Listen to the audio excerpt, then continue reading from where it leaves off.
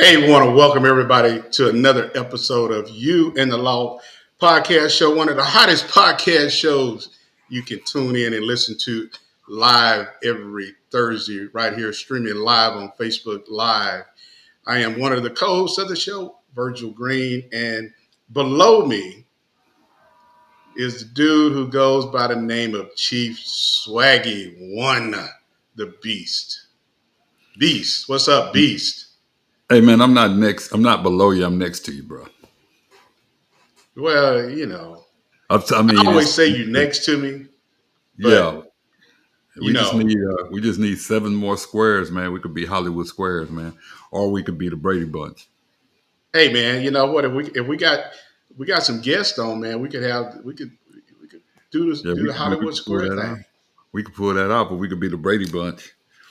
Hey, you know what? I know you can pull it off because You you would be got Alice. what do you have? What do you have, man? What do you have?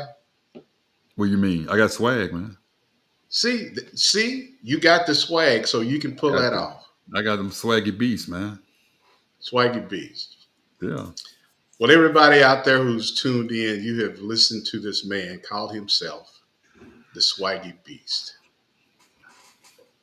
I mean, dude. What's up? And Hey man, we've got another great podcast topic to talk about tonight as we take a look back at a case, an incident that happened, Keith, and to our listeners back in 2019. I don't know how many people remember this well before George Floyd.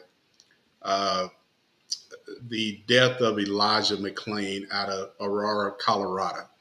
So tonight's topic we're going to be talking about is the life and death of Elijah McClain, and we've got a video that we're going to show to give a little background on Elijah McClain for those who may have forgotten about who this young 23-year-old black male was and what happened to him uh, one night as he was walking home from the store, Keith. And so, man, this is, Keith, there's so many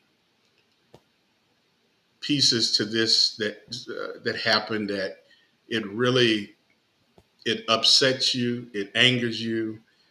For both of us being in law enforcement, and this is just one of those topics that when you speak out against how police officers treat young black men and women, it just raises a lot of concerns on some things that we talked about so many times. Is that how when will things change, Keith? And these officers and paramedics that were involved in this young man's death are just now uh, going to trial on the charges that the grand jury handed down. And some people will probably say, well, why is it taking since 2019? This happened well before George Floyd. You got the officers in George Floyd case who were, went to trial, convicted, state court and federal court. But this has taken much longer, Keith.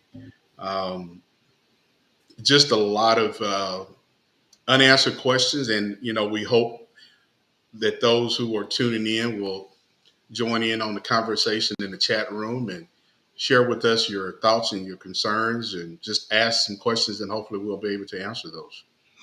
yeah, I think what I'm finding out and hearing is that because there had been that discussion whether or not there was a criminal uh, content to this. Was it a intentional um, content to his death? And I believe that may have been what took the case so long to come to court. Which, man, I tell you, it's the thing that we've got to stop doing in as law enforcement. We have to stop automatically thinking when someone tells us they're not feeling well, or someone tells us they have a medical, or someone who's being detained legally, or someone who's been arrested, or that we come in contact with when they tell us that they are not feeling well, they have some type of medical condition. We have to stop.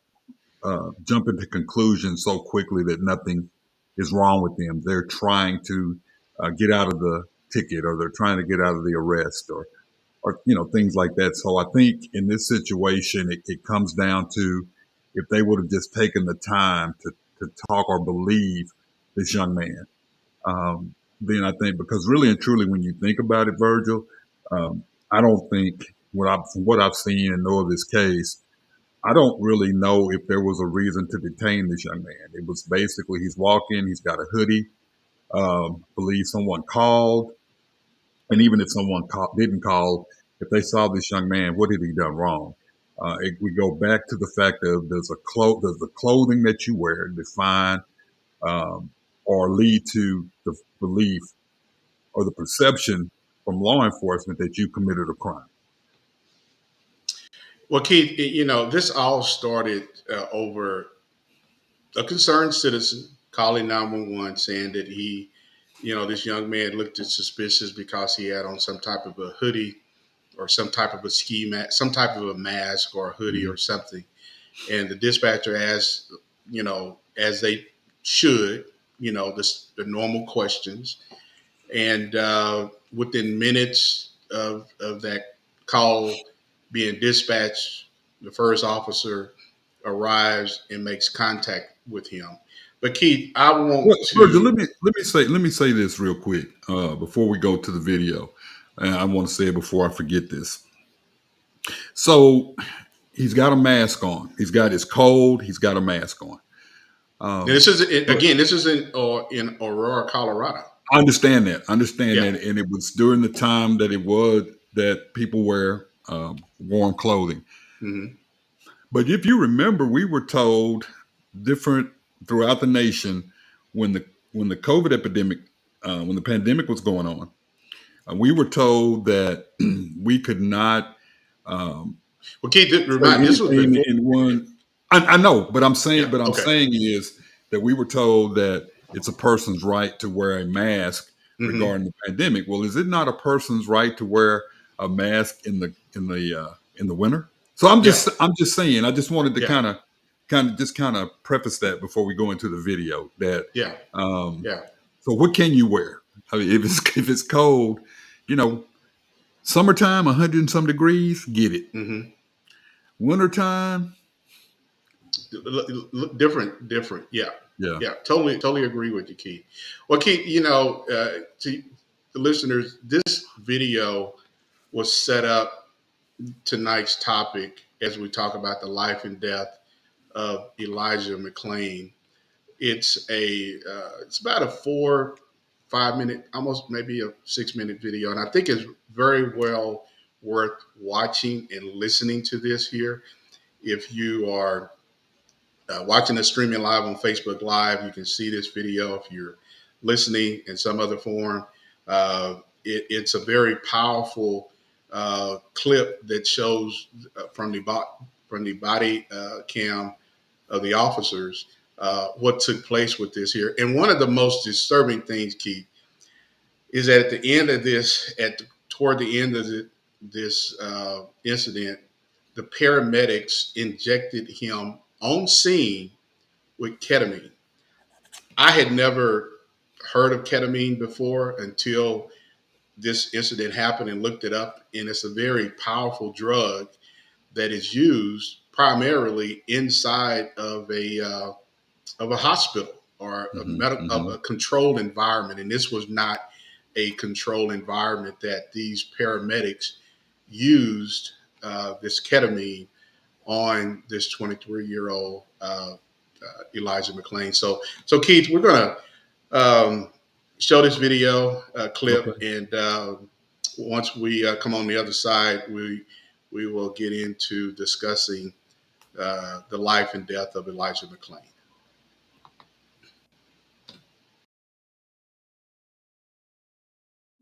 It's August 24, 2019 in Aurora, Colorado.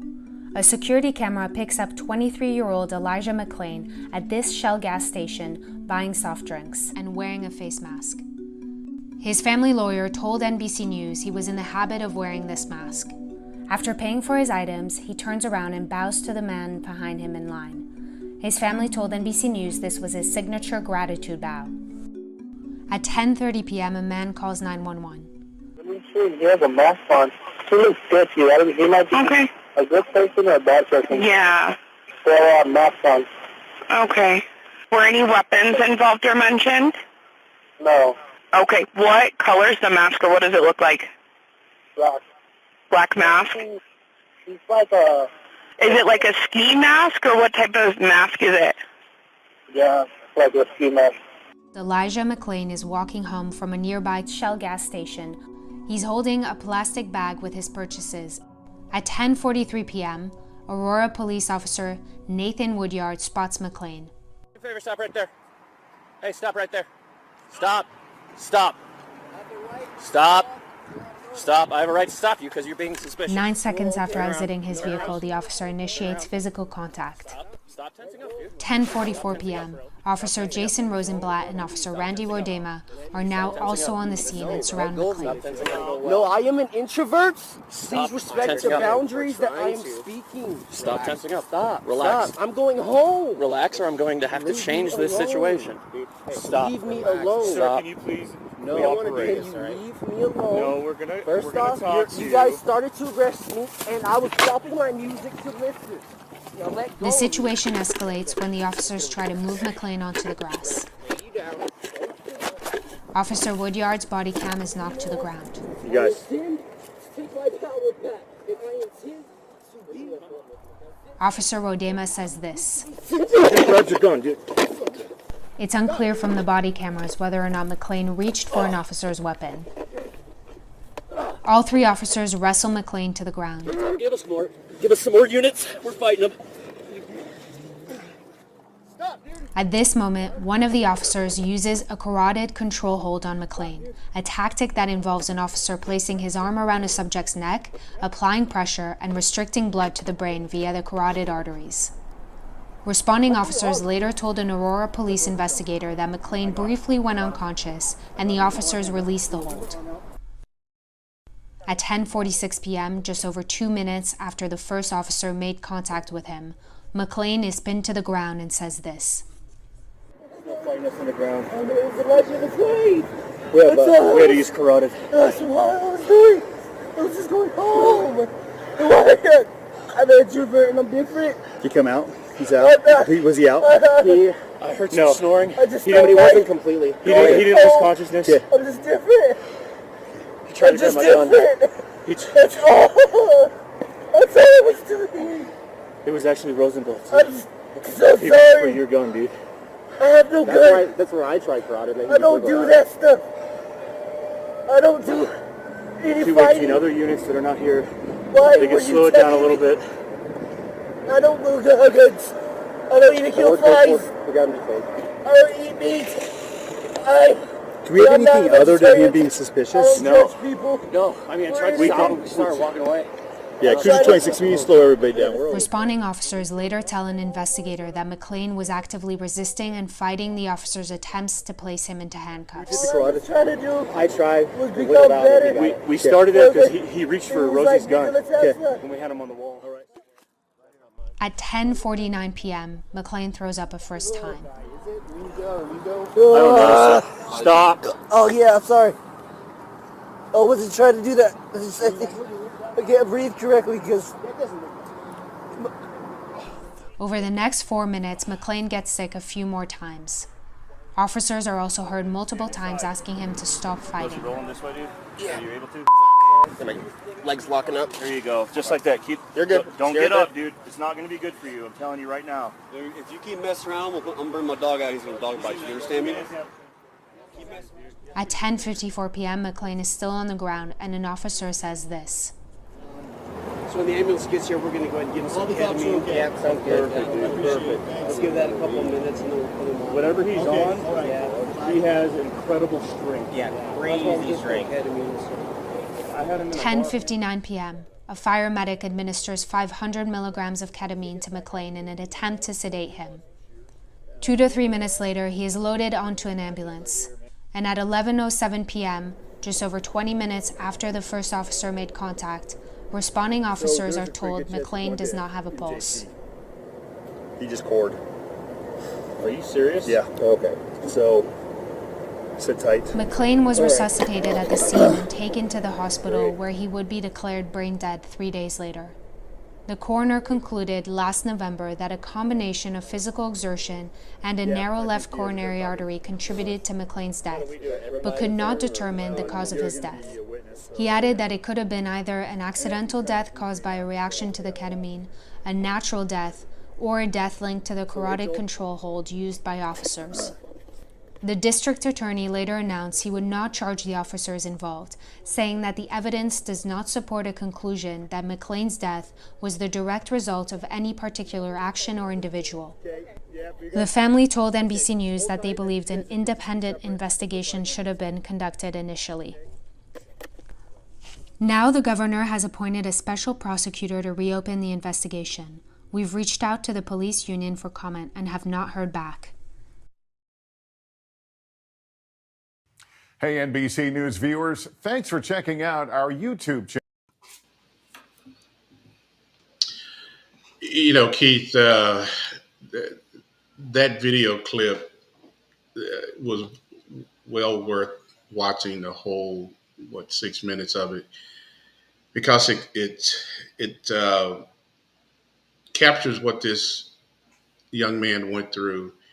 And, you know, to hear him, you know, try to explain to the officers what type of person he was, and for these officers to dismiss that, and then for the officers to be told that he coded and that, you know, they already knew what that meant, and the fact that they acted so there was no regard for life. And Keith, you know, if people thought what we saw with George Floyd was bad, I think this here was even much more gross, because the fact that they injected him with this ketamine, and the fact that they felt, oh, his powers, he was so strong, so they had to give him something because they felt he was on some drugs.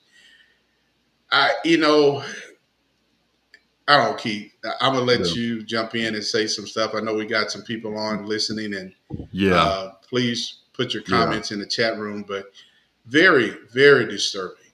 So Virgil, I want to clarify some things. I had said this was in December, but it was in August, which doesn't matter.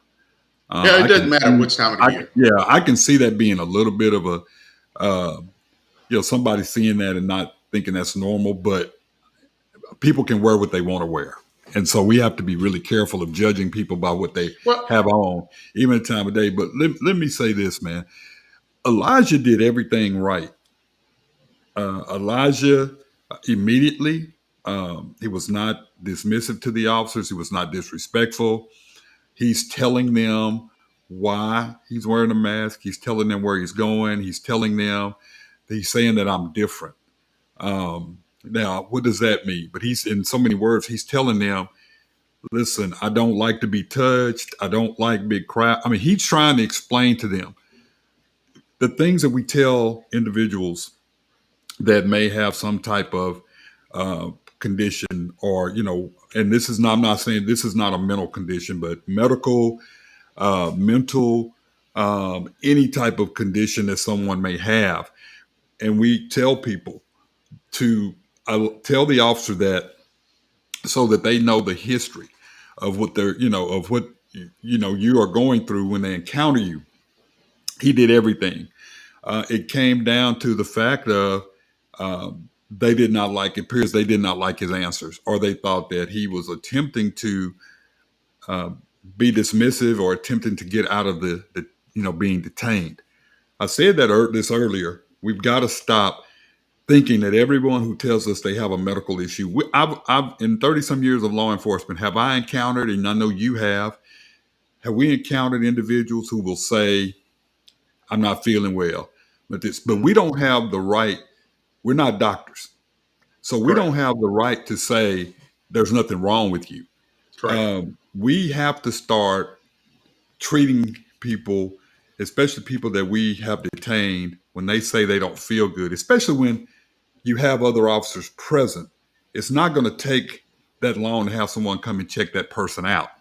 We've got to stop doing that. I mean, we've got to start doing that even more. Now, we know that based on some things that have happened out throughout the years, policies in police departments have now mandated that medical attention is immediately rendered when officer involved shooting or a situation like that. But we got to stop doing that. And this gentleman, the sad part about it, he's saying, I'm different. I don't eat meat. I'm not violent. I'm not any of that. I just want to go home. That's what's sad about it. He just wanted to go home. He had a blood condition. He's trying to do everything we tell people to do. No one listen. The ketamine, 500 milligrams of ketamine, if I make no mistake, that's what it was. Yeah. Basically, the normal dosage for someone his size was 320 to 350 milligrams. So he had way over the amount that could cause some type of deadly reaction. So now you've done the lateral vascular neck restraint. You've got another ketamine. Then you're telling this man that you're going to stick the dog on him. Yeah. And so it's as though it comes down to the somewhat of a dehumanization Yeah. Of someone, or not taking someone serious. And that's what get people in trouble. So then you come back around and you say, the district attorney says there's nothing criminal here. Well, when you when you look at this, there were so many different things that can be done. And I'm gonna say this, and I don't want, because I'm very passionate about this stuff, because I experienced a situation like this in Norman, if you remember, where we had a gentleman who was in medical distress, and officers did not take him seriously. Yeah, it took place at Norman Regional Hospital. Yeah, it took place at the hospital. Yeah, they not take him seriously. So I'm very passionate about this. We don't. Isaiah Lewis. Yes, we do not have the right to tell people that they are not ill. They're just playing. We've got to stop doing that. And I don't mean to sound repetitive, but I've preached that when someone tells you they don't feel well, when someone tells you they have to use the restroom, you don't know what someone's, medical condition. Now, do I believe that these officers sit out on that day to take Elijah McClain's life? Absolutely not. I don't believe that they were looking to take his life. I believe that they were reckless and careless in their actions. And now we have who would now be 26 years old, who's now deceased. And the part about it is his mother moved them to Aurora because Aurora, for safety, as far as wanted to get her kids away from gang activity, violence. Yeah. So can you just imagine what the mom, the guilt that the mom feels, when she has no reason to feel guilty. But can you just imagine as a parent that, I can't. But anyway, that's my 2 cents worth right now. Until we, later on. Hey, Keith, I want to get to some comments in the chat room. One of the comments we have is that the question is, are there protocols for a law enforcement officer to request a drug without having any medical background? No. I'm going to say that there should be protocols, and there should never, and I'm going to go as far as saying this, Keith. You and I both are pretty well knowledgeable about police department policies. If there was such of a policy that had language in there that gave officers any authority to request or to give authorization to any medical personnel to use such a drug in the field, that policy wouldn't exist with the agency that I would be over. Well, I think there is absolutely no reason for, well, and I'm gonna say this, unless there is, now we have, what is it, when a person is Narcan. What is the the Narcan. Narcan. Yeah, but Narcan is totally different. that's totally different. We're talking about But we're talking administering. about a shot. We're talking We're about a talking about person being administering injected with a drugs. shot. We're talking about administering drugs. No police officer. I think even if I had police officers who were EMTs and paramedics, I would feel very uncomfortable with them administering. Number one, why are you carrying this this drug in the duties of being a police officer? But I would be very concerned if someone on the police department would be administering some type of drug. Narcan is totally different. Narcan is for resuscitation purposes. When you know someone has overdosed, this drug was like a tranquilizer. It's used in different many medical ways. Yeah. But Well, Keith, Virgil, let me say this to Tony. Tony, the only thing that I know that's in policies right now is for first aid to be administered.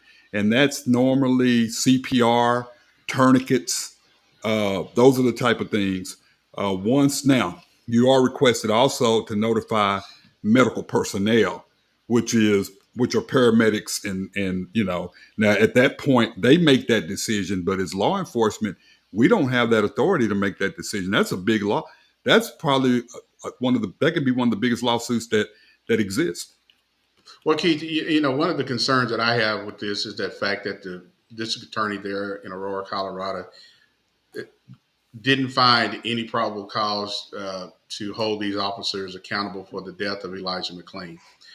And it took the governor of Colorado to, I guess, ask for a grand jury or ask for the attorney general's office to intervene and get involved with this case. Right. So, Keith, once again, the power that our law enforcement officials have, they are very dismissive of situations like this here. Not and all. The fact that Keith, not all. even just with the use of the drug, right, ketamine, that right there that district attorney, and I'm not no district attorney, but I'm just saying, Keith, you should have asked, why was this drug used, and to find out how this drug, when it was administered, how it impacted this man's body, because 3 days later he died. Right. But within the very few minutes of them injecting into his body, his heart stopped. Yeah. Well, number one, it was an excessive amount. Number two, I can only speculate because I've dealt with prosecuting attorneys in the past who believe that whenever there's a resistance from someone during an arrest, then there's a justification for certain amounts of force. Keith, man, no. I know you're saying that. Yeah, I'm not agreeing. His condition, what he was saying that he suffered from, or that he had been diagnosed with, that should have been okay. Let's back off. Let's see if we can call mom and dad, or let's see if we can find out a little bit more. The other thing, Virgil, is why do we have such a difficult time letting people just go? Sometimes, like we've said this before, there are just sometimes, man, we don't have enough. Is it kind of, does it look kind of strange or suspicious when you have someone in August wearing a coat, a mask? Absolutely, it does. Don't have a problem with the gentleman calling. Don't have a problem. I get it. Well, Keith, what? No, hold on, Virgil. He even said that the young man didn't look violent. He didn't have a weapon. I think he was, I think that we have gotten to a point where we have people who think, we've always told people, and I'm not saying it's right or wrong, but we have told citizens that when they see something suspicious, call. So this gentleman was doing whatever reason he called. He was doing what millions of police officers and thousands of police officers have told citizens: if you see something suspicious, give a call. Did that. But once you find out this gentleman, Elijah's saying, "Hey man, I get cold. I've got this. I've got that." I think at some point the detention should have ended, or if you're going to continue to detain him, see if you can verify what he's telling you. But it's not against the law to wear a mask. I don't care if it's 120 degrees outside. What he had on is not a violation of law. It might heighten suspicion, but it's not a violation of the law. Well, Keith, and I think one of we have a comment in the chat that says, and we have to stop assuming that 911 callers are telling us absolute facts. Absolute facts. And Keith, again, you've mentioned this incident took place in August. The type of clothing that he was wearing, he was inside of the store, and he never.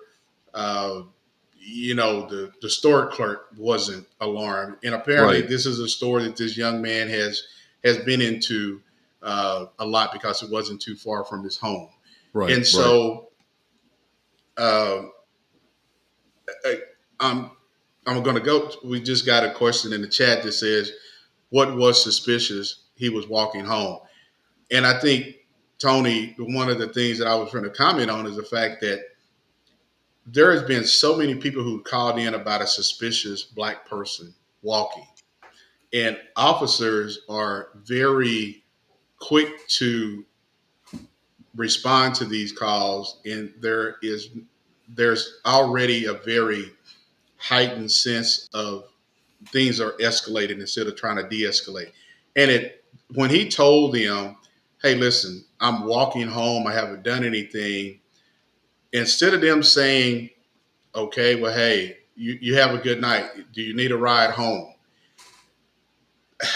None of those things took place. And officers feel like that's not a part of their job, that they don't have to ask. If they're telling you to do something, you need to do it, and don't ask any questions. And they escalated that situation to that led to the death of Elijah McClain. And Keith, I'm gonna say this, man. We've had so many podcast shows about incidents like this here. You may not agree with me. Those who are listening may not agree with me. But brother, I don't think those officers gave a damn about that young man's life. I can't say that. I know you can't, but I'm going to say it. I don't think they gave a damn about that young man's life, because when those paramedics told him, his heart stopped. They just looked at each other and was kind of like, okay. They got to go home, Keith. They got to go home and live the rest of their life.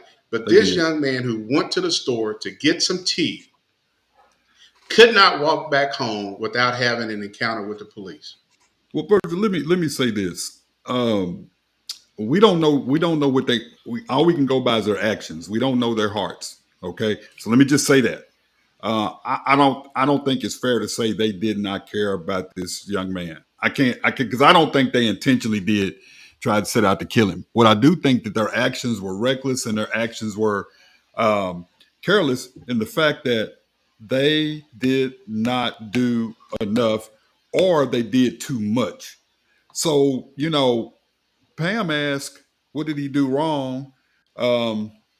He paid for the things, left the store without incident. Well, keep in mind, the store owner didn't call. This was a citizen that called. The store owner was used to him being in there, had no problem. Matter of fact, the store owner had nothing but high praise for Elijah. But basically, it was someone saying that we had a young man walking through the neighborhood with a coat and a mask on, basically in August, which is still the summer months. I mean, which is still, even in Denver, it's still warm. And then, no, he didn't steal anything. So I think there was no probable cause for a stop. There may have been reasonable suspicion just to see, okay, a welfare check. But I think once they determined that this young man had not done anything wrong, you can't just, we've got to learn after a certain amount of time, we just may not have anything. We might not have anything. Let him go. It goes back to that call in Plano, where it was in December, which was a polar opposite. In Plano, it was December. You had a young man walking with a T-shirt and some jeans from his job at 1 or 2 o'clock in the morning. Yeah. Okay, I get it. You stop, you check on him. Hey, are you okay? Do you need a ride? No, I'm okay. I'm walking. Then let him go. Yeah. Let him go.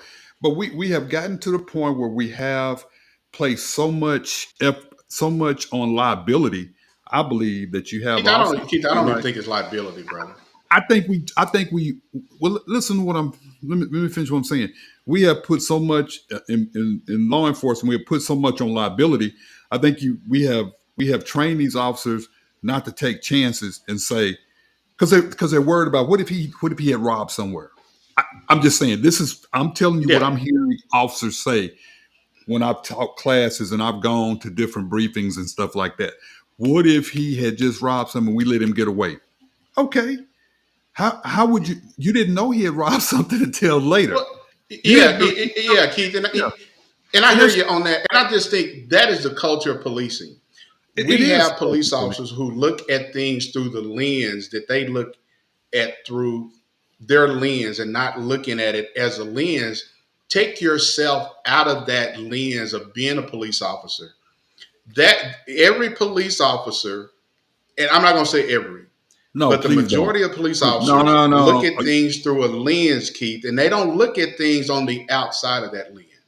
I think there's quite a few. I don't think there's a lot of them. If I were to I think you just have some people that don't know, because I know there's officers out there that understand and it goes back to the emotional intelligence part of it, Virgil. It goes back to the humanization part of it. It goes back to the 21st century policing concepts and procedural justice. There are some officers. Me working that day, met that young man. Hey man, what's going on, man? Somebody called.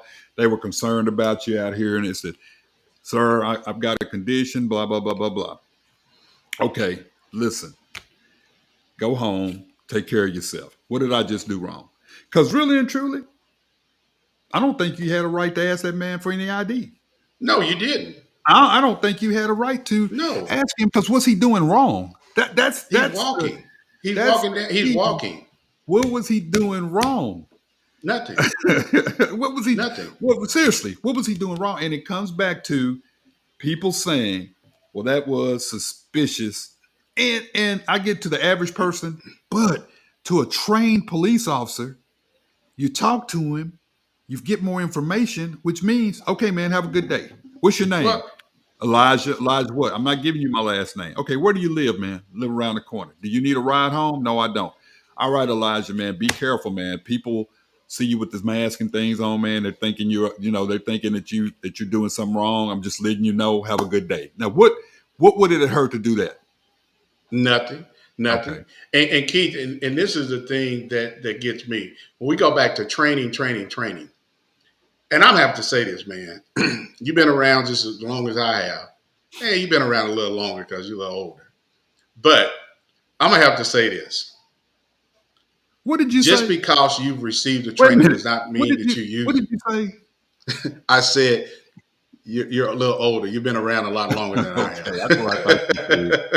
Okay. But what I'm going to say, seriously, man, that just because you get the training don't mean you utilize the training. Absolutely. There's officers who will sit in a room and tell you, hey, he looked suspicious. We were taught in training that somebody looks suspicious, we got to do X, Y, and Z. What's suspicious like? And the one thing that I tell officers is put yourself in that person's shoes. You're walking in that person's shoes and an officer stops you and asks you questions and say, hey, you're suspicious. And you're a cop. But you don't tell that other cop that you're a cop. What do you think will happen? it's not going to turn out too good for neither one. But that word suspicious is going to always come up because we heard this in training. Can I say something? I've been in that situation. I've been in that situation of why are you wearing a hoodie? I've been in that situation where I knocked on the door. It was cold, and I had a hoodie on, and knocked on the door because the door was malfunctioning at the police station, and you know, people are saying, "Well, we thought you were a thug, one of the thugs off the street and stuff like that," and I'm like, "Excuse me, thugs off the street for what reason?" Well, Mm-hmm. you had the hood, so because I'm wearing a hoodie, I'm a thug? Could it be that I was somebody who was knocking on the door, maybe for assistance? You know, could it be that? Could you have even asked me, yes, sir, may I help you? And I would have said it's Chief Humphrey, but you come and you push the thing and say, what do you want? Yeah. Are you you're gonna have to take your hood off. What? No, I'm not taking my hood off. So I've been in that situation, Virgil. And I say it again, man. We are in some situations, man, we are training officers to be robots, be robotic, and follow certain rules. As I've said before to the listeners and the viewers out there, there's a force continuum. We really never want to go over the level of command presence, which means you're there. Okay. How many times have I been out on a scene, stop someone late at night, hoodie, okay? And, hey man, you okay? Yeah. Everything okay? Yeah, okay. I just saw you coming from that alley, whatever. And have we detained him until we determine everything's okay? Yeah, a little bit different. But this is a young man that's telling you, hey man, I'm not that person, blah, blah, blah. Let him go. How many people do you think I've let go? The fact I just didn't have anything. And was no reason for me to continue to dig. But I think what we do, Virgil, is we establish our success as law enforcement. Some of us establish our success based on the number of detentions, based on the number of arrests, based on the number of citations, based on the numbers of use of force that we've used. I think that's when I remember being in field training, and I'm not going to say what department, but I recall being in field training. I recall one of the kids that was in the academy right after me told me that there was a record for the number of an arrest that a rookie made during field training, and he was trying to break that record. Mm-hmm. I think back on that, when you have established those kind of games or goals or whatever, man, you're putting people in trouble. I mean, you're setting people up for failure, and then to buy into that, you hear people say, man, that as a young officer, there's so much peer pressure. You don't go against the system, you don't go against the grain. But let me say this, man. What happens to common sense? When does common sense kick in? You don't have to be a veteran to utilize common sense. When humility and humanization is part, you don't have to be a veteran to do that. And so this is a situation where, man, emotions got in the way. Not only did emotions get in the way, it's the fact of the matter is he's utilizing force, which justifies us to amp it up. Then it gets to the point of now he's using an amount of force that we can't let him get away. So now this have someone administer this. Now it leads to the fact of, hey, he's not breathing. And it's like, oh, well. Yeah. So it does come down to the fact of the emotional intelligence part of it.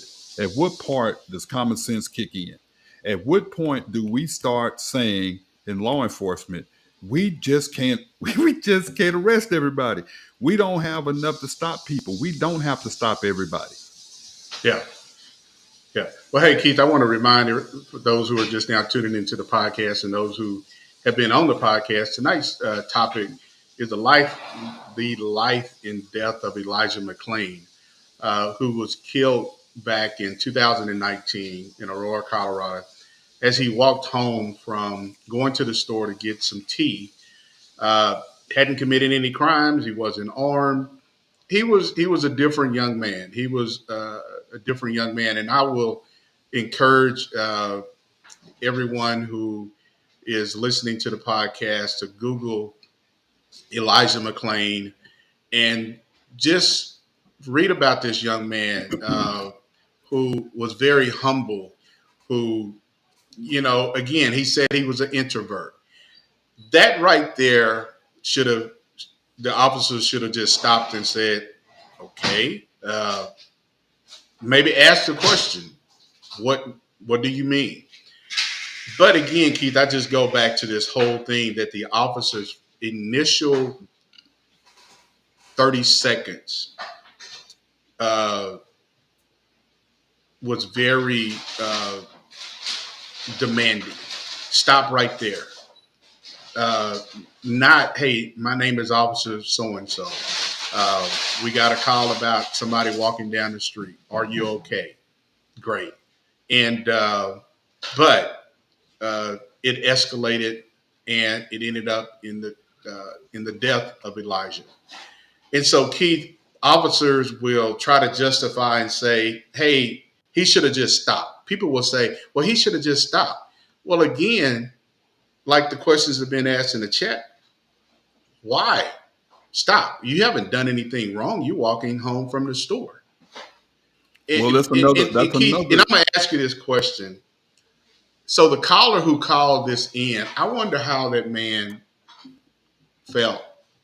Or did he even know by his call that call resulted in the death of this young man? I wonder if that man even knew that.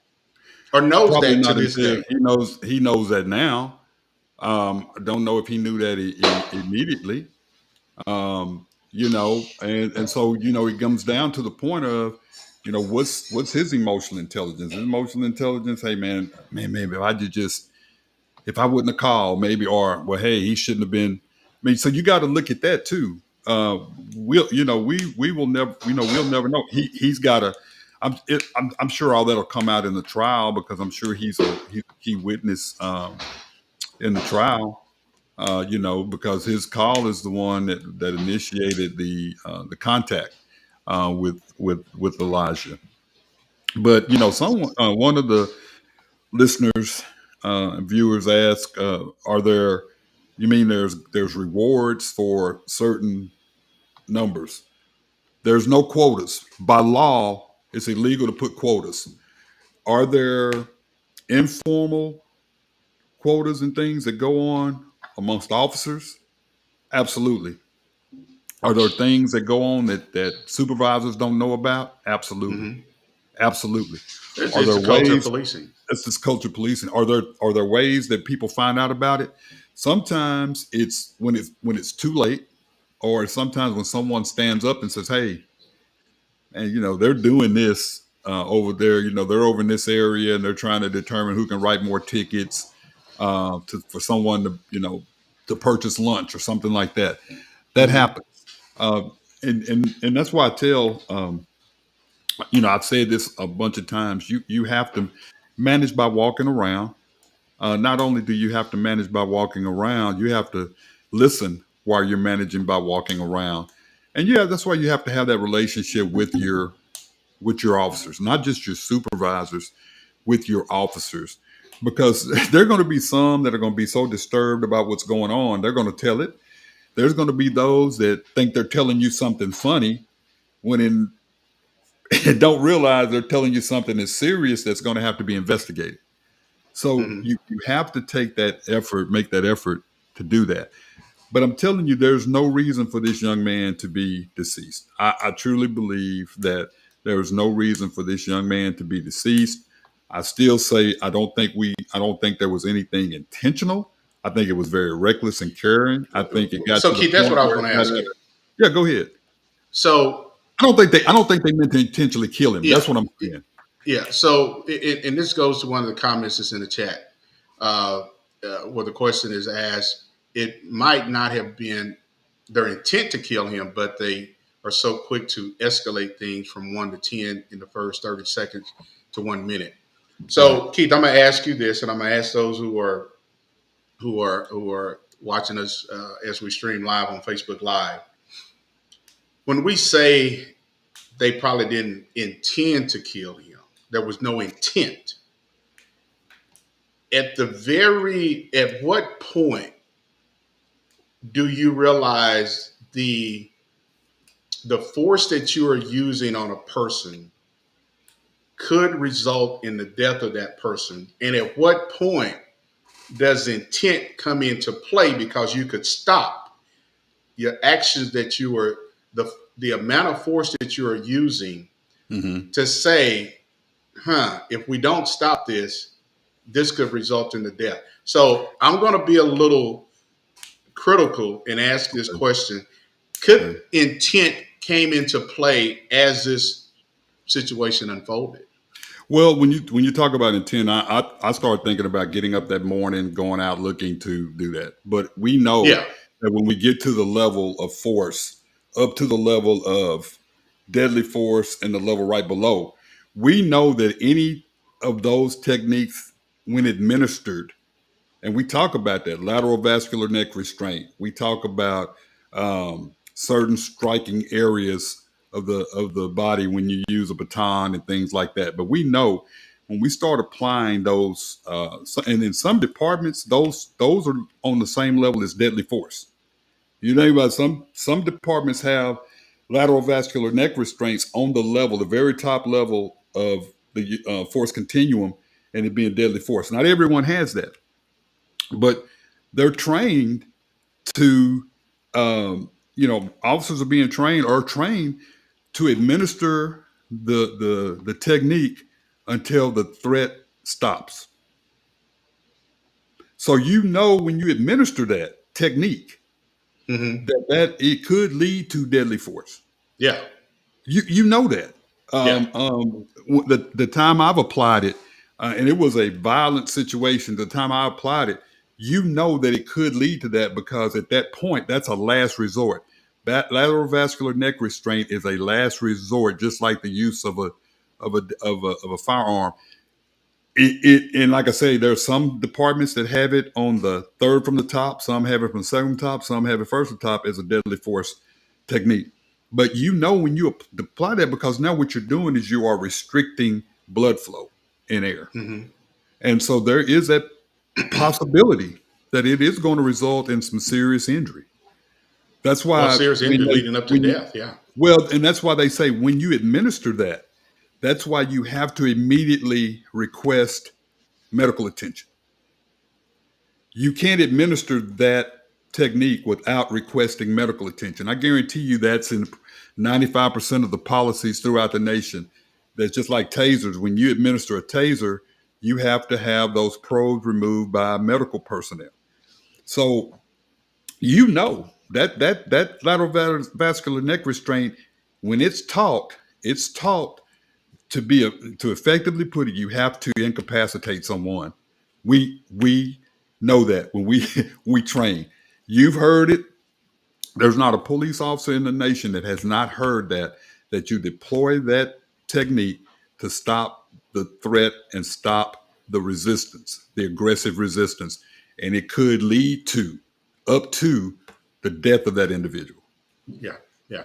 Well, hey, Keith, we're coming up on the last few minutes of the podcast show, man, and we definitely want to thank everybody for tuning in and being so engaged in this topic tonight as we talk about the life and death of Elijah McClain. But one of the questions that's in the chat that I want to get to, they're asking us this question. The question is, I think I've asked this question before, but I have to ask again. If officers are trained that the most dangerous man they will ever encounter is a white male uh, between the ages of 18 to 45, why are black men automatically murdered? I don't think black men are automatically murdered. I get the question and I understand what you're saying, but I do say that there are whites that have been killed at the hands of police. I think the concern is that it appears to be over and over and over again, multiple times. You're seeing George Floyd, Elijah, Sandra Bland. You're seeing Mr. Castile. You're seeing these individuals where these techniques of the firearms are being used. So I think that I think that's where it comes. That's where the concern comes in. I will say, in the situation with Elijah McClain, could it have been that he was afraid to continue to walk? Because or continue, or could it have been that he was afraid to walk off after being encountered? Because what I hear from young African American men is that I'm afraid to run, I'm afraid to walk off, I'm afraid to drive off when I've been stopped. So it man, it's sad. This was a preventable death. Could have been handled so much different. And then what you'll hear is people, well, you're armchair quarterback and you just, 30 some years, law enforcement, subject matter expert in these areas, know how to talk to people, know that there was a different way to approach this young man, which probably could have resulted in this young man being at home and being alive today. I think that's the key. I think that has a lot of people concerned. What had he done so bad that he had to end up dead? What had he done so bad just walking home? You can't wash that out of the vision and the minds of people. A lot of people. What had he done so bad? And so I think that's the big question, and I'm sure that's the question being asked in that trial. Yeah. Well, Keith, we got quite a few comments in the chat, and I want to get to one. Asked the question is, why is integrity different between a white and black man? Why is integrity different between a white and black man doing the same crime? I don't think you can generalize that. I don't think you can say that that's I don't think you can sit down and say, well, that's what's happening all over. I get it. Based on what we're seeing and hearing, it seems that way. But I will tell you that it seems that way just based on everything. And that's a very difficult question to answer. I can sit here and tell you all day that's not the case. But then when you see an incident like Elijah McClain, you see an incident like the other young adults. Let's just say if Elijah McClain was a white kid, white 23-year-old walking home, would that white 23-year-old Elijah McClain still be alive today? Don't know. And I'm gonna step out and I'm gonna say this. We can speculate. Yes, we can speculate. No, don't know. Well, and I'm gonna step out. I'm gonna say this, Keith. He probably that white 23-year-old Elijah McClain would be alive today. I can't. I know you can't. No, I won't. Again, I think some people will probably. To me, Keith, it's just about these officers. Everything goes back to. Let's just say this: the rate of black men, young black men, being killed by the police is much higher than the rate of young white men being killed by the police doing the exact same thing. Virgil, I understand that. And one of the things that I do want to say is that those are things you have to do the research on, because I know what it looks like. And I'm very straightforward. I'll tell you, I believe this happened because of race. I believe this happened because of gender. I believe this happened because of, we've had that discussion. Yeah. I can't say that if he would have been a young white male, that would have happened. I can't say that. I can't say that this is not happening to whites and maybe not up to the level of death. I can't say that. What I can say is that we continue to see these incidents involving young black men, young black females, based on what we're hearing and seeing on the media and what we're seeing. So I can say that I understand there being that concern that this is occurring, but I cannot definitely 100% say that this is not happening to certain whites. I can because I've worked with officers who worked in certain areas who refer to whites as very, very vulgar names, and they basically say, because they lived in a trailer, so we're going to meth because they live in a trailer. They're doing meth, so I know that occurs. I know that walking occurs. home and being murdered. I know that's what. Well, I get it. I think in the black community is going to say, well, hey, listen, if a white kid is walking down the street, the chances of him being murdered by the police is very, very low. But the chances of a black man walking down the street and being murdered by the kid the percentage is pretty high because the data shows that. I can't argue with you on that. I can't argue. And the reason I'm saying we have to be careful saying that because basically what we're saying is that if he had been white, he would this one. You can't say that. Well, Keith, and I think I think that's the conversation in the black community is that people are saying, listen. But when you see it over and over again, these type of scenarios, Trayvon Martin, Sandra Bland, Mr. Castile, the gentleman in Walter Scott, when you see this, absolutely. And is it happening? Absolutely. Both in John, absolutely. It's happening. Yeah. Absolutely. But like I said, I can't say there are some incidents that I say Chauvin, no doubt in my mind. Yeah. The situation, and Keith, and this was well before George Floyd. Ahmaud Armstrong, Ahmaud Arbery. Absolutely. Yeah. But I think this was one situation where somebody's emotional intelligence and just not utilizing common sense rose to that level. Could you say that maybe they would have approached him different? That's a possibility, but we don't know. And I can't say that without knowing a person's heart, soul, maybe even knowing what this person's history is. But Keith, and I've said this before, is that there's a lot of cops. I know you're gonna say not a lot. I'm gonna use this. There are some cops who don't have any souls, brother. They ain't got a soul in their body, but the soul that they have for themselves and somebody who look like them. But that's black and white. And there's a lot of black cops who don't have souls. So we call them out on You and the Law podcast. We do. But what I'm saying is, let's make sure we're saying it's black and white cops. That I know that have no soul, and they brag about it. They think it's funny. So that's all I'm saying, man. I know sometimes we have to be careful in saying that this wouldn't have happened if this. We don't know, possibly, but we don't know probably. We don't know in a probable way. We know possibly, and we would hope that that's not the case.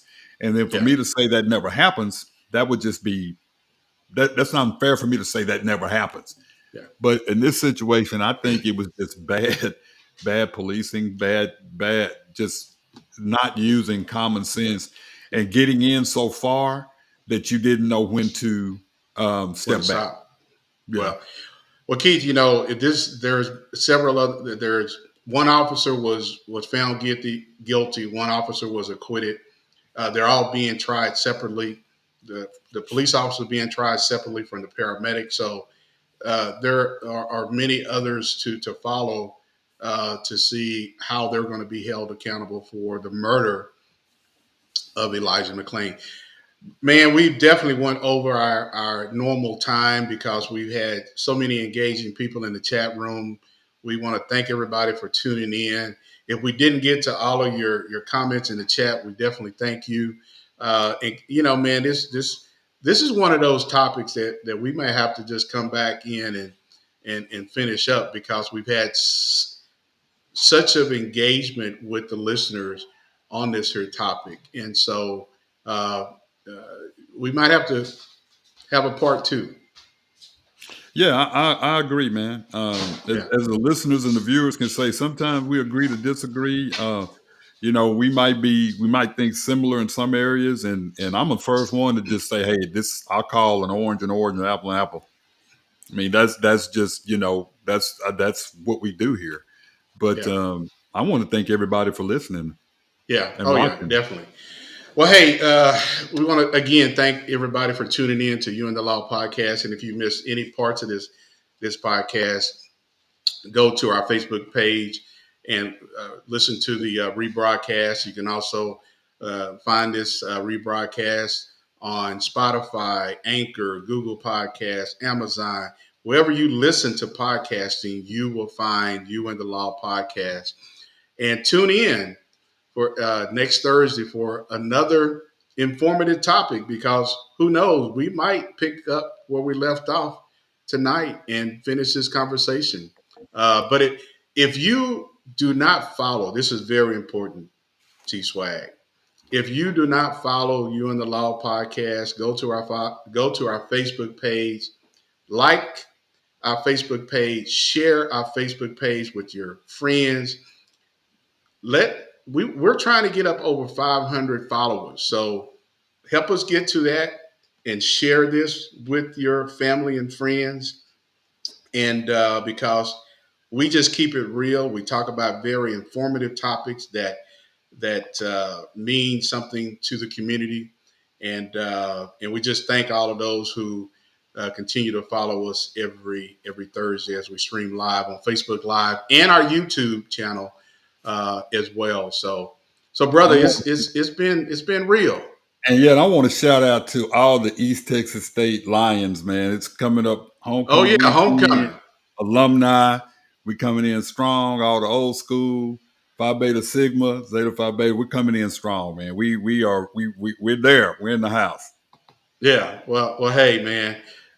Enjoy homecoming this weekend, and we will get together again next Thursday at 6 p.m. as we stream live on Facebook Live with another informative topic on You and the Law podcast show. Go Lions. Have a good night. All right.